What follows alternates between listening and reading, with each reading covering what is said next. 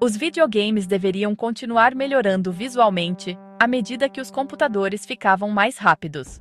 Mas muitas pessoas notam o oposto quando se sentam em frente a uma tela com um controle ou mouse nas mãos. Você compra uma placa de vídeo nova, inicia um jogo novo e vê uma imagem suave, cheia de desfoque, cintilação e granulado em um monitor grande. As capturas de tela parecem nítidas porque congelam um quadro reconstruído. Mas a jogabilidade parece pior porque seus olhos veem o processo de reconstrução da imagem lutando em tempo real. Quando a câmera se move por uma rua da cidade ou trilha na floresta, as bordas borram e os detalhes finos rastejam em vez de permanecerem nítidos. A questão não é que os computadores de alguma forma esqueceram como desenhar imagens. O problema é que os jogos não desenham mais a imagem da maneira que a maioria dos jogadores espera. Um jogo moderno é um grande sistema de software construído a partir de engines, recursos e ferramentas, que rodam em uma placa de vídeo dentro de um computador de mesa ou console de jogos. Em sua essência, o trabalho do sistema de jogo é desenhar quadros na tela o mais rápido e claramente possível, enquanto responde à entrada do jogador de um teclado, mouse ou controle. O jogo deve mostrar um mundo detalhado, mover-se suavemente e reagir instantaneamente às ações do jogador. Cada quadro exige que o computador calcule geometria, iluminação, texturas e movimento. Tudo sob prazos apertados medidos em milissegundos. Se o sistema do jogo não cumpre esses limites, o movimento engasga e os controles parecem lentos. Nas gerações anteriores, os desenvolvedores tinham que fazer cada objeto na tela justificar seu custo. Quando um personagem andava por um corredor, as paredes eram formas simples, objetos distantes eram escondidos pela névoa, e edifícios ao fundo eram imagens planas. Você pode visualizar isso assistindo a vídeos de jogos antigos em uma tela moderna, onde as formas grandes são claras e detalhes desnecessários estão ausentes. Esses limites forçaram os desenvolvedores a tomar decisões cuidadosas sobre o que realmente importava mais durante a jogabilidade. Uma porta se destacava de uma parede porque sua forma e cor eram diferentes. Um inimigo se destacava do ambiente porque a iluminação e o contraste eram controlados manualmente. O sistema resolvia o problema reduzindo a complexidade e preservando a clareza. Por favor, inscreva-se. Com a evolução do hardware, os jogos entraram em um período onde resoluções e taxas de quadros mais altas podiam ser alcançadas ao mesmo tempo. Um computador potente conseguia renderizar uma imagem nítida diretamente na resolução do monitor, com movimento estável e bordas definidas. O movimento permanece legível, porque cada pixel na tela era de fato desenhado pela placa de vídeo. Durante esse período, os desenvolvedores de jogos resolveram o problema usando o poder bruto do hardware para aumentar os detalhes sem sacrificar a responsividade. Com o tempo, isso treinou os jogadores a esperar que comprar um hardware melhor sempre resultaria em uma imagem mais limpa. Essa expectativa foi por água abaixo quando os jogos começaram a depender muito das técnicas de reconstrução. Em vez de renderizar a imagem completa na resolução da tela, agora frequentemente começa com uma imagem menor. Em seguida, o software estica e reconstrói essa imagem para preencher a tela, usando dados de movimento e quadros anteriores. Você pode imaginar isso como um jogo desenhando um quadro de baixa resolução, depois suavizando e aprimorando-o antes que ele chegue ao seu monitor. Essa abordagem diminui a carga imediata na placa de vídeo, e essa redução permite que cenas complexas rodem rápido o suficiente para serem jogáveis.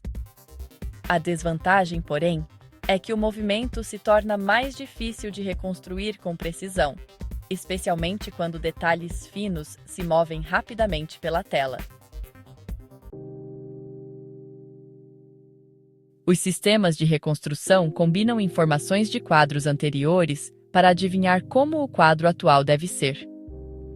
Quando a câmera se move rapidamente, digamos, por uma cerca ou galhos de árvores, ela precisa decidir como combinar os dados de pixels antigos e novos. Isso cria fantasmas, brilhos e um desfoque sutil que flutua sobre a imagem. As capturas de tela parecem nítidas porque congelam um quadro reconstruído. A jogabilidade, por outro lado, parece pior porque seus olhos veem o processo de reconstrução da imagem lutando em tempo real. Isso resolve problemas de desempenho ao adivinhar o que deve estar na tela, mas essas suposições são frequentemente visíveis para o jogador. Uma camada adicional é introduzida quando a geração de frames entra em cena nas placas de vídeo e PCs gamers modernos. Em vez de desenhar cada frame com base na entrada do jogador, o sistema insere frames extras entre os reais. A placa de vídeo prevê para onde os objetos se moverão e desenha uma imagem intermediária para aumentar a suavidade. A geração de frames ajuda o movimento a parecer fluido em um monitor de alta taxa de atualização, mas também cria uma desconexão entre o que o jogador faz e o que aparece na tela. Quando a previsão está errada, artefatos visuais aparecem, e mesmo quando a previsão está certa, a entrada ainda parece menos direta porque você está vendo uma previsão, não um resultado direto. Essas técnicas existem porque os jogos modernos são extremamente caros para desenvolver e vender. Teoricamente, os estúdios precisam exibir visuais impressionantes em trailers, mostrados em celulares, notebooks e televisões, muitas vezes durante anúncios curtos de reprodução automática e prévias de lojas.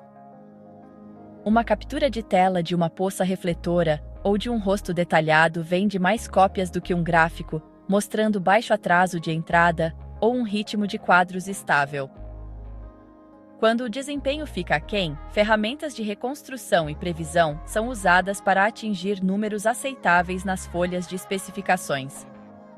Assim, acaba-se priorizando a apresentação em detrimento da interação, principalmente porque a apresentação é mais fácil de divulgar.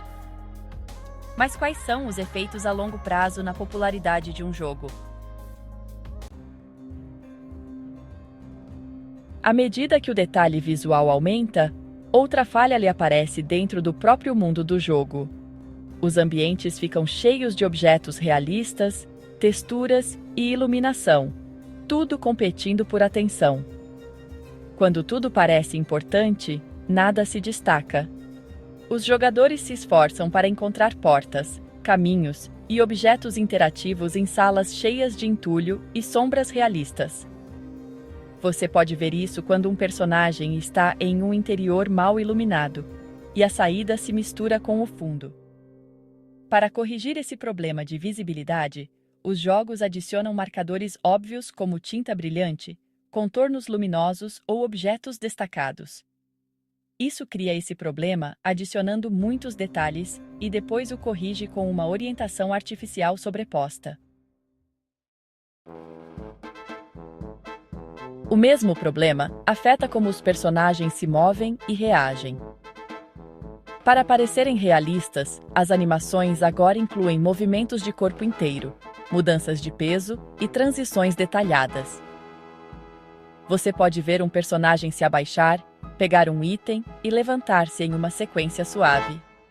Embora isso pareça impressionante, ele retarda a interação porque o jogo prioriza o realismo da animação em vez da resposta imediata. Em jogos de ritmo acelerado, isso faz com que os controles pareçam pesados e atrasados. Os desenvolvedores geralmente adicionam opções para pular ou encurtar essas animações mais tarde, o que mostra que o realismo interferiu na usabilidade. Troca-se a capacidade de resposta pela autenticidade visual, e os jogadores sentem o custo. Existem limites que a tecnologia não consegue escapar. Desenhar mais detalhes sempre exige mais processamento, mais memória e mais armazenamento. Jogos modernos consomem centenas de gigabytes por causa de texturas de alta resolução. Recursos são incluídos em todo lugar, mesmo quando raramente são vistos. Você pode ver isso ao instalar um jogo que ocupa mais espaço do que um sistema operacional inteiro.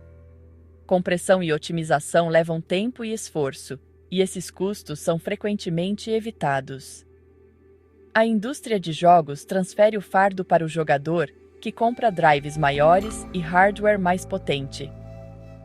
O limite não é a criatividade, mas a praticidade, e isso importa porque molda quem realmente pode jogar. O caminho a seguir não é abandonar a tecnologia, mas usá-la com intenção. Jogos que escolhem um estilo visual claro, detalhes controlados e interação responsiva envelhecem melhor e são mais agradáveis de jogar. O valor de marketing de avaliações positivas é uma consideração real, muitas vezes ignorada.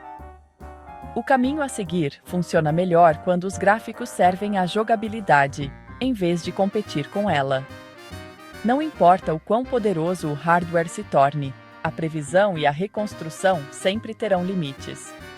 Essa diferença é o motivo pelo qual alguns jogos são exaustivos depois de uma hora, enquanto outros são fluidos mesmo em hardware mais antigo. O que realmente importa na prática não é o quão real um jogo parece em uma imagem estática, mas o quão claro e responsivo ele se sente quando um jogador está realmente se movendo por ele. Muito obrigado por assistir. Por favor, curta e se inscreva.